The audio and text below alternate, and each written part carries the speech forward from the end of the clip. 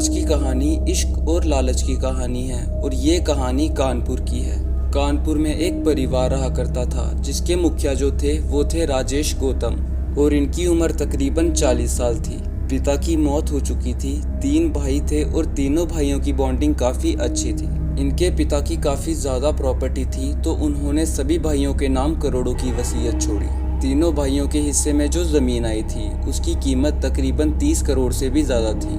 तो एक तरह से राजेश 35-40 करोड़ रुपए का मालिक था और उसी के साथ राजेश एक गवर्नमेंट टीचर और प्रॉपर्टी डीलिंग का साइड बिजनेस भी करता था। साल 2012 में राजेश के घर वाले उसकी शादी करवा देते हैं और उसकी वाइफ का नाम था पिंकी।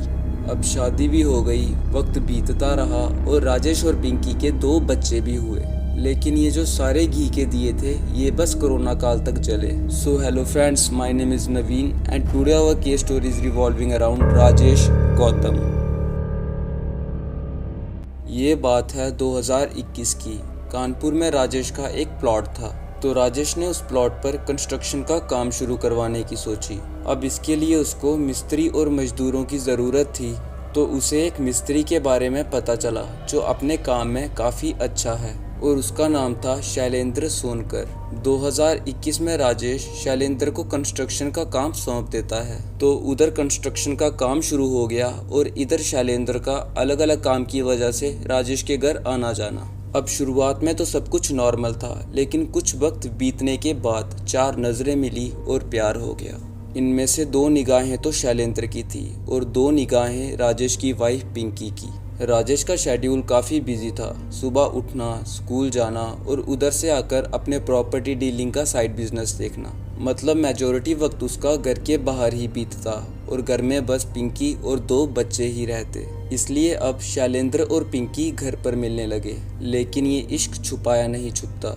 पड़ोसियों ने नोटिस किया कि ये जो मिस्त्री है इसका घर पर कुछ ज़्यादा ही आना जाना है और ये बात उड़ती उड़ती राजेश के कानों तक भी पहुंच जाती है।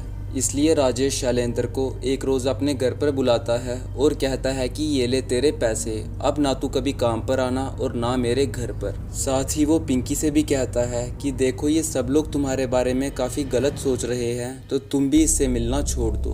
अब प्यार परवान चढ़ चुका था तो पिंकी और शैलेंद्र इन दोनों को ये बात बड़ी नागवार गुजरी। पिंकी को लगने लगा कि उसका पति उसके प्यार के रास्ते में दीवार बन चुका है और उधर शैलेंद्र भी काफ़ी बेचैन था। अब कुछ वक्त तक तो ये कॉल्स और चैट्स पर बात करते रहे लेकिन फिर इन्हें लगा कि ऐसा कब तक करेंगे तो इसका कुछ ना कुछ हल निकालना होगा और कानूनी तौर पर इसका हल निकाला जा सकता था। अगर इतना ही प्यार था तो पिंकी डिवोर्स लेकर शैलेंद्र के साथ ज़िंदगी बिता सकती थी। लेकिन पिंकी के मन में लालच था। उसे शैलेंद्र के साथ जीना तो था लेकिन राजेश के साथ वाली शान शौकत की ज़िंदगी भी चाहती थी। इसलिए वो राजेश को तलाक नहीं दे सकती थी और अब एक ही रास्ता था और वो था राजेश को रास्ते से हटा दो। दोनों दबी जुबान से एक दूसरे को तो पहले टटोलते हैं और जब लगा कि दोनों की नीयत एक ही है तो बात खुलकर हुई। पर अब सवाल था कि कैसे मारा जाए तो दोनों ने चूज़ किया कि जहर देकर मारना सही रहेगा क्योंकि सबको ये लगेगा कि बीमार हुआ और उससे मौत हो गई। टाइम भी कोरोना का चल रहा था तो बीमारी से मौत पर कोई शक भी नहीं करता। तो अब शैलेंद्र पिंकी को जहर लाकर दे देता है और वो उस जहर को खाने में मिलाकर राजेश को खिला देती है। अब खाना खाते ही राजेश की तबीयत बिगड़ गई और उसे फौरन हॉस्पिटल ले जाया गया। पर खुशकिस्मती से राजेश बच गया और कुछ ही दिनों में ठीक होकर घर भी लौट आया।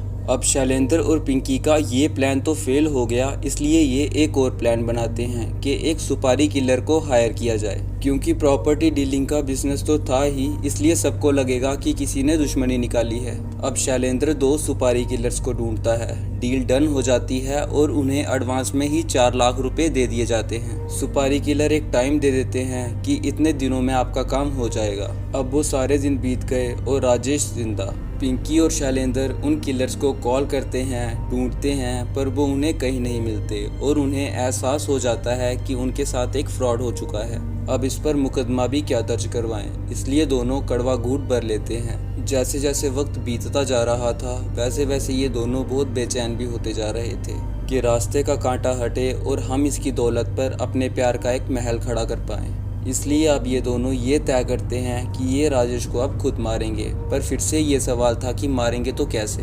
तो पिंकी कहती है कि इस बार मौत सड़क हादसा लगना चाहिए, किसी को शक भी नहीं होगा। इसलिए अब ये दोनों कहीं से एक सेकंड हैंड इको खरीदते हैं और उस पर एक फर्जी नंबर प्लेट भी लगा देते हैं। इनफैक्ट ये बैकअप के लिए एक और गाड़ी खरीद लेते हैं ताकि एक्सीडेंट के बाद वहाँ से भागने में इन्हें कोई दिक्कत ना हो। अब बस एक दिक्कत थी कि गाड़ी से उड़ाया कब जाए। तो पुरानी कहावत है कि घर का बेदी लंका डाए।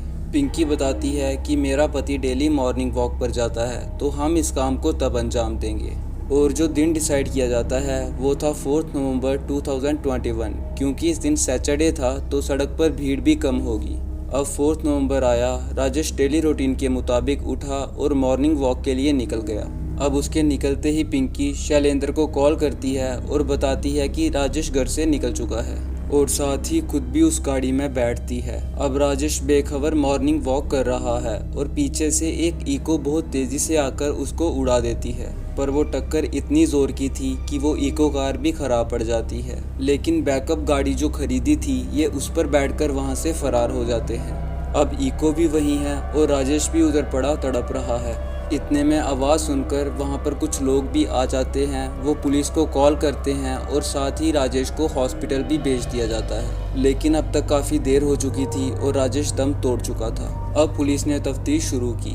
पिंकी और राजेश के भाइयों को भी खबर कर दी और सबका रो रो कर बुरा हाल। अब पुलिस को भी अपनी तफ्तीश में यही लगा कि रोड एक्सीडेंट का मामला है, इसलिए सिंपल केस समझकर पुलिस ज़्यादा तहकीकात नहीं करती।